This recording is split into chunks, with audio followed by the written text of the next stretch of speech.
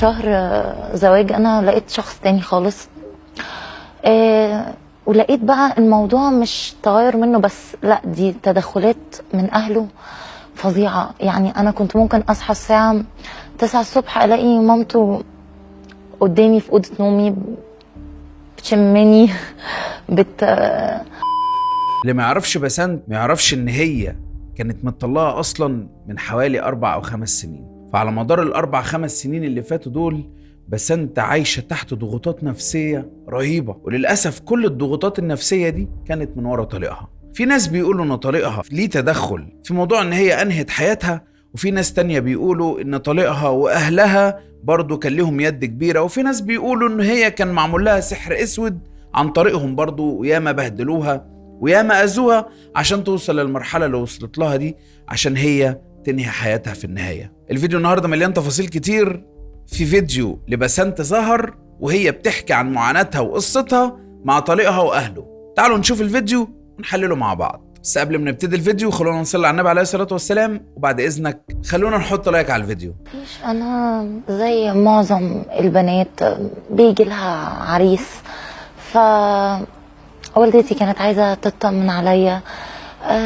الموضوع كان صالونات انا ما كنتش اعرفه، فظاهريا ان هو حد يعني ثقافيا اجتماعيا علميا كويس.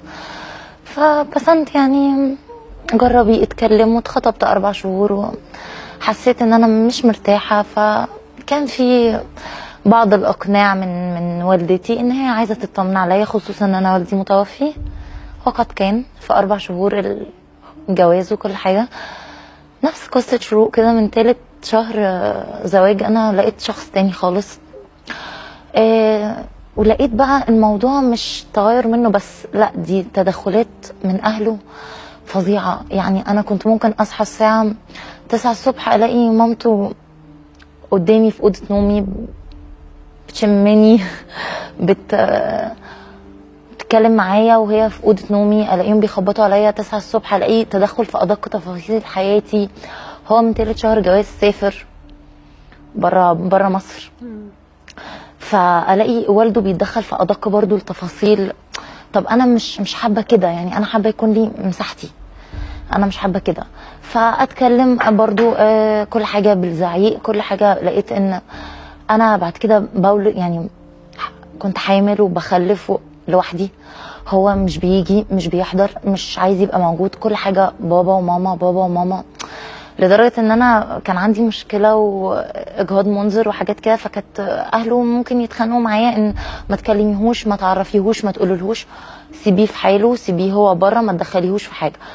احنا موجودين، التعاملات معانا احنا في كل حاجه، مش معاه هو. مبدئيا كده دي حلقة غالبا مكتوب عليها حتى حلقة عن العنف الزوجي، وهنا بسنت ما كانش حد يعرفها نهائي وكانت شخصية مجهولة. فهي هنا بتتكلم ان هي عرفت شخص اللي هو طليقها اللي وصلها لكل اللي حصل لها في النهاية ده، ووصلها ان هي تنهي حياتها. المهم طليقها دوت فزي ما تقولوا كده بالبلدي خدها قعدها في بيت عيله، انت هتعيش معايا، انا ابويا وامي وبتاع. وطبعا هو لا كان في حب ولا في بطيخ عشان هي تقبل بحاجه زي ما انتوا سامعين كده. كلها تحكمات من الجميع، من الاهل ومن الزوج، ومفيش حياه اللي هي الحياه الزوجيه الطبيعيه اللي ما بين اي اتنين في الدنيا. طيب هو ايه دوره؟ هو دوره ان هو بيبعت لك فلوسك شهريا وبس. ففضلت كده، طيب خدني معاك نسافر. فسافرت وكنت معاه ومفيش مشكله. انا تزوجت وانا في 3 كليه حقوق جامعه اسكندريه. لقيت كل سنه بيأجل، يعني انا سافرت معاك وكل سنه لا يروح هو يأجل، يقول لي عشان البيت، انت جبتي بنت. انا بعد 11 شهر لقيتني حامل في البنت التانية.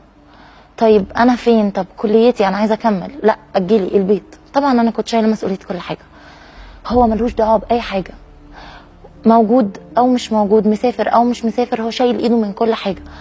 ادق حاجه بتحصل ما بيننا تليفون على بابا وماما، قالت لي، عملت لي، حصل. العنف بقى كان فين في القصه دي؟ العنف كان ان هو لما انا سافرت لقيته اتغير اكتر، فبقى في عنف معايا، فبقى في ان مش هتطلعي من البيت، مش هتروحي في حته، انت مالكيش حد هنا. احاول ان انا اروح للسفاره، ما اعرفش، السفاره المصريه ما اعرفش. البنات واحده اتضربت وهي عندها 6 شهور، واحده اتضربت وهي عندها 9 شهور. يعني هي لما برضو حبت ان هي تتخلص من الحياة اللي هي الأسرية اللي هو حطها فيها، انك انت عايشة مع ابويا وامي وخلاص دي حياتنا بقى مع بعض، فحبت بقى ان هي تطلع من ده، وكان خلاص بقى خدني معاك مكان ما انت ما مسافر. فمجرد ما سافرت فخدها بالمعنى البلدي كده برضو حبسها، يعني لا يمين ولا شمال ولا نفس حتى، دي حياتك معايا، حابة تقعدي معايا انا واضح كده نظامي كده. يعني طول الوقت زعيق، بيضرب البنات. كانت تالين 6 شهور واتضربت، يعني ضرب على صدرها كده اللي هو بس اسكتي اسكتي اسكتي. البنت كانت هتموت. إيلان كانت 9 شهور وكانت واقفة ساندة كده على الكنبة، واحنا احتضينا في النقاش، قام برجله كده وقعها. معايا انا اترفع عليا سكينة قبل كده. اتكلم شويه يخبط دماغه في الحيط، اتكلم شويه يكسر حاجات في البيت، اتكلم شويه. طبعا احنا عايشين في توتر وفي غربه، مش يعني وكنت ساكته، وكنت كل ما اقول لاهلي يقولوا لي استحملي وكملي عشان ما ينفعش طلاق، علشان الولاد، عشان البيت. لما رجعت طب انا هنزلك، وانا ما كنتش عايزه انزل، انا كنت معاه ومأجله كليتي وسايبه شغلي وسايبه اهلي، وانا معاك لحد ما تقف على رجلك، لحد ما تبقى كويس. وصل بقى دكتور مهندس يعني ما شاء الله. وانا بنزل نفسيا، بنزل جسديا، بتأذي، كل حاجه فيا بتتدمر وهو بيعلى.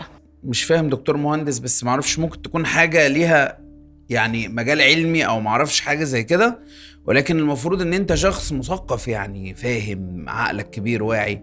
فكون انك تضرب اطفال وانك تضرب زوجتك وانك انت تتعامل بالعنف ده في حياتكم مع بعض، فده ان دل فيدل ان هي مش بالعلامه يا جماعه، يعني مش ان انا معايا شهادات خالص نهائيا. انا شفت ناس معاها ماجستير ومحضره ودكتوراه وغيره وغيره وغيره، واعوذ بالله من حياتهم، يعني حياتهم صعبه جدا جدا مع الناس اللي هم عايشين معاهم. وشفت ناس والله العظيم معاهم محو أمية، حنية الدنيا وطبة الدنيا فيهم. فده ان دل فلا يدل ان العلام ده شيء يعني خلاص في ضمانة ان انت هتعيشي مرتاحة مع الشخص ده. لحد ما رجعت مصر تحول العنف من لي لوالده. عنف بابا بقى بيجي كل 2-3 يوم، مفيش اي احترام لحرمة المنزل. في اي وقت الاقيه بيخبط عليا 9 الصبح، 8 الصبح، 10 الصبح. سكيورتي طيب نديلها خبر، لا انا اطلع في اي وقت. لما اعترض يا انكل يعني كنت اديني تليفون، لا انا ادخل في اي وقت. لو اتكلمت الاقي زعيق، الاقي كلام لفظي مش حلو. ممكن يطلع صوت للجيران على السلم، باب يتفتح قدام الجيران.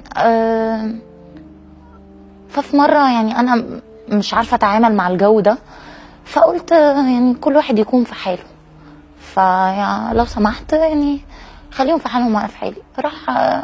فكنت في أوضتي، اتأخرت في إن أنا ألبس وأطلع، ويعني قلت له أنا مش عايزة أطلع. لا هتطلعي. فوالده سمعني وأنا بقول لا مش هطلع، فدخل لي يتعدى عليا. ضربك؟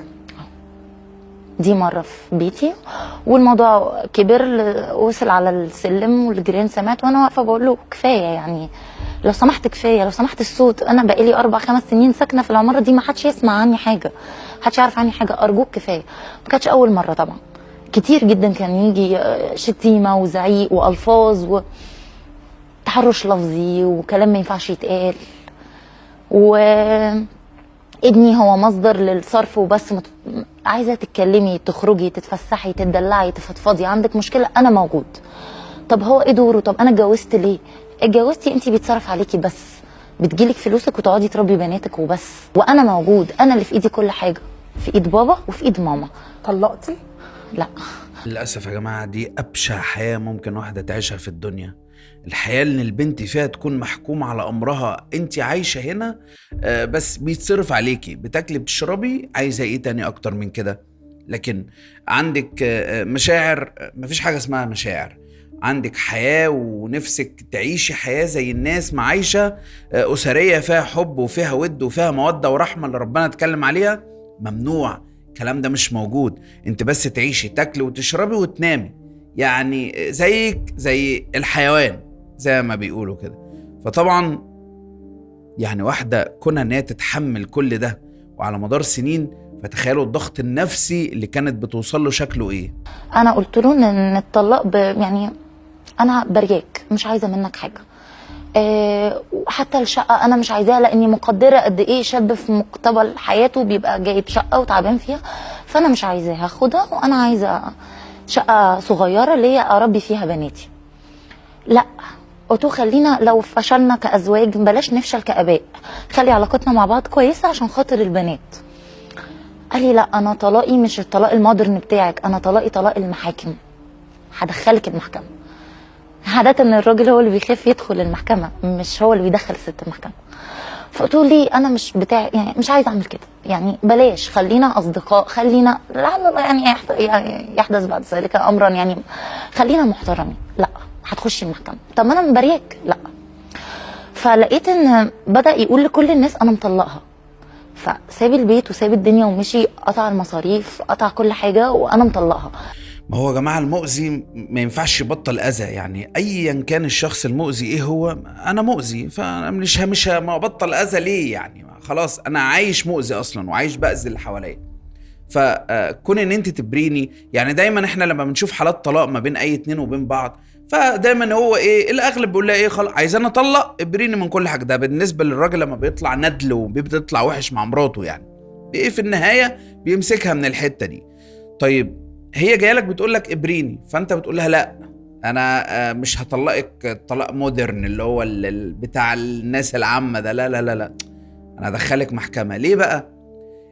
من الواضح ان هي من الناس المسالمه جدا، بس انت الله يرحمها شكلها كانت مسالمه قوي وكانت طيبه وعلى نياتها جدا جدا. ده اللي باين من طريقه كلامها ومن حكيها ومن كل اللي هي بتقوله ده. كون ان انت اسيبك في سلام وتعيشي بسلامك، لا يمكن، انا لازم ادمرك لاخر لحظه. والظاهر كده والله اعلم ان ده اللي كان بيحصل. فاخدت ولادي رايحه لجدهم، بقول له يا انكل يعني نتكلم مع بعض. قال لي انت عملتي اللي انا مستنيه، جبتي الولاد، هاتي دول، انت بره. برضو طب فين صاحب الشقه؟ ما اعرفش. طب في انهي بلد؟ ما اعرفش. طب اكلمه. طيب بناته عايزين. خد البنات؟ لا، ما هو انا صممت ان انا اخدهم معايا وانا نازله. بس ازاي بقى حصل ايه؟ ان انا طب نتكلم، طب نتفاهم، طب المصاريف، طب هو فين، طب ابني مطلقك، طب فين القسيمه؟ مفيش قسيمه. طيب خلاص انا هاخد بناتي. لا.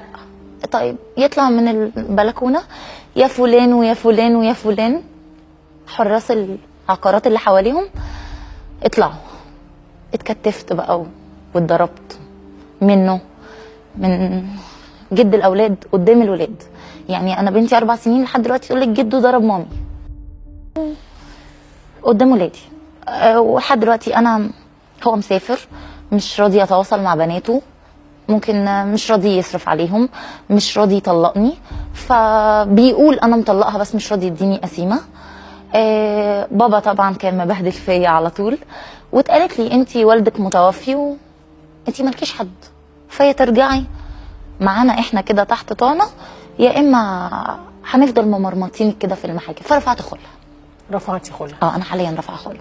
أسوأ حاجة ممكن تحصل لبنت في الدنيا إن هي لما تكون من غير أهل وجوزها يطلع شخص يعني عديم الرحمة وعديم الإنسانية، ويعيشها بقى تحت طوعه، يعني أقول بالإيه، بالذل، بالمهانة. فالاختيار والرق على الاختيار. طيب إيه اللي وصل لبسنت بقى المرحلة دي؟ حاليا دلوقتي طلع أقول لسه الموضوع مفتوح، نتكلم في قصص تانية فيها، أنا هعرض لكم حاجات تانية إن شاء الله. يقال إن البنت علشان خاطر هو لجأ للمحاكم، فهي كمان قامت لجأ للمحاكم، وكمان قامت داخلة في حتة إن هي خلاص أنا هاخد الشقة، هعمل عليها تمكين عشان بناتي. فهم ما سابوهاش في حالها. الله أعلم هل ده اللي وصلها لحالة الاكتئاب الشديدة اللي كانت واصلة لها فخلتها تعمل كده في نفسها. محدش عارف حاجة. الأيام الجاية هيبان حاجات كتير قوي وهنتابع في القصة دي مع بعض، ولكن دي رسالة لكل بنت لسه ما اتجوزتش. خلي بالك، الرق على الاختيار، الرق على الاختيار. مش معنى ان بنت من غير اهل يعني تتبهدل، دي رسالة بقى، ودي اعتبريها كده نازله لك من عند ربنا. فهنتابع الموضوع ولسه هتابع، وفي حاجات تانية لسه هعرضها لكم. ما ينفعش اعرض كل حاجه في فيديو واحد، بس انا لقيت الفيديو ده قدامي فحبيت اعرضه لكم، لان غالبا في امور كتير قوي وصلت بسنت للي هي عملته. وصلنا لاخر الفيديو. لو وصلتوا معايا لحد هنا خليني اقول لكم ان انا بحبكم جدا. لو لسه ما حطيتوش لايك حطوا لايك، ولو ما اشتركتوش في القناه اشتركوا في القناه. اشوفكم ان شاء الله في فيديو جديد. كان معاكم وسام، سلام.